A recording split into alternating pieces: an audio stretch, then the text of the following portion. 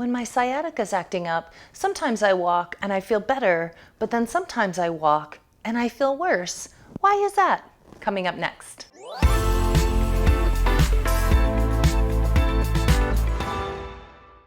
It can be really frustrating, can it, when you have sciatica? I mean, everything about sciatica is frustrating. There's nothing that's like, oh, that's not a big deal. It's all frustrating, right? And one of the things that can be frustrating is that things you do one day might be fine, but then things you do, the same thing you do another day, might be terrible. Why is that? And why is walking, like, I need to walk. Like, we gotta walk across, just across the room to make dinner, or just across the house. Why is it that sometimes walking feels good and sometimes it feels good at the beginning, but then it gets real bad after a while? Well, let's break this down. We spoke the other day about gluteus medius and how gluteus medius helps to stabilize the femur in the socket. Its best friend, gluteus minimus, which I talked about several videos ago, a couple of weeks ago. We'll put that link down in the description because really glute min is very important in this whole puzzle. Gluteus medius and gluteus minimus work together to stabilize the femur in the socket every step that you take. Every step that you take, those muscles contract to stabilize the femur in the socket. Now, any muscle that is carrying trigger points or tension, same thing. Trigger points are tension. So any muscle that is carrying tension of any kind, or is gripping, or is stuck in contraction, all those things, that muscle is going to be weak, because tension is a constant state of contraction in your muscle, and it is using up all the energy supplies. It's like a black hole inside your muscle, just constantly gobbling up all the energy supplies, but not really getting anything done except maybe causing you pain and frustration. So when this happens in the gluteus minimus and in the gluteus medius, and those muscles get activated even more to stabilize the femur in the socket, that's when walking becomes painful. Here's the thing. When you have trigger points in certain sections of your muscle, it can create sciatica symptoms. Now, you might start off your walk where you're actually engaging more of the muscle.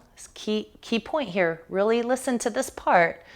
There's a point when you are first walking where it actually starts to feel better. You're like, okay, this is gonna work. This is gonna be okay. This feels good. I'm out walking. I'm getting some things done. I'm moving my body. That feels good.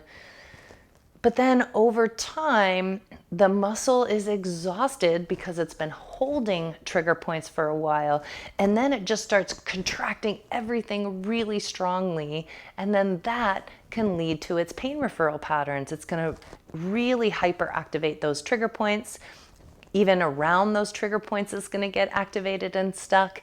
And then the symptoms might be showing up. And it could feel like hip weakness. It could feel like off balance, I can't balance. It can feel like that radiating, aching down the iliotibial band, down the sides of the thighs, in the low back, in the sacrum, in the buttocks, all the things, right? All the sciatica crap that you have to deal with. And it could be coming from gluteus medius and gluteus minimus.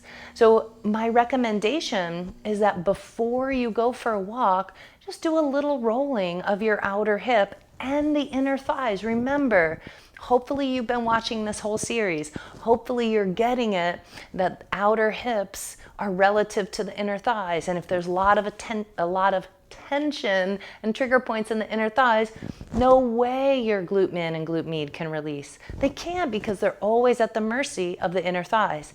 At the same time, they're also at the mercy of the low back, of the quadratus lumborum, that's like pulling the hips up and down. This is the quadratus lumborum contracting, it's like lifting the hip, glute min, glute med, pulling the hip down, inner thighs pulling the pelvis off to one side.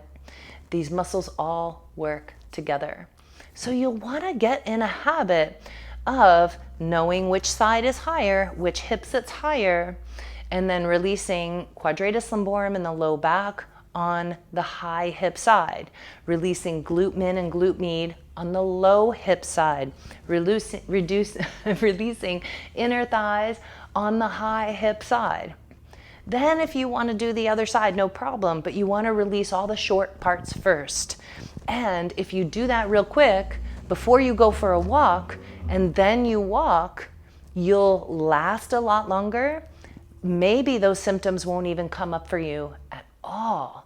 And I've had this experience myself when I had been traveling and I was sleeping in like, hotel beds that weren't great and a little too soft, and sitting in a car for a long period of time. I was like, oh, I'm feeling like what could eventually become sciatica if I let it. And so I just looked at my pelvis. Oh yeah, my right hip's jacked up. So I released my right inner thigh, my left outer hip, my right low back, and then I was able to walk and move freely, no problem.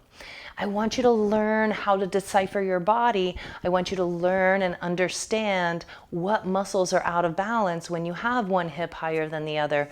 Or it could be if you're having both hips are aggravated. If you're crossing your legs, stop crossing your legs. Don't uncross your legs and then go for a big walk. You've been pulling on those outer hip muscles for a very long time. So you'd want to just release both inner thighs a little bit, give a little love to your outer hips, your glute min and glute med. Watch those videos on how to release them. Get used to it. Do it a little bit every day, especially when you're going to go for a walk.